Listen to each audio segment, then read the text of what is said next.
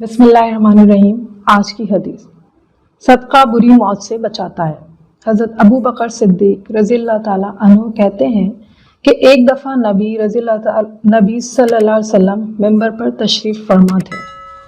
میں نے آپ صلی اللہ علیہ وسلم کو یہ فرماتے ہوئے سنا، اے لوگوں، جہنم کی آگ سے بچو، اگرچہ تمہارے پاس کھجور کا آدھا ہی ٹکڑا ہو، وہی دے کر آگ سے بچو۔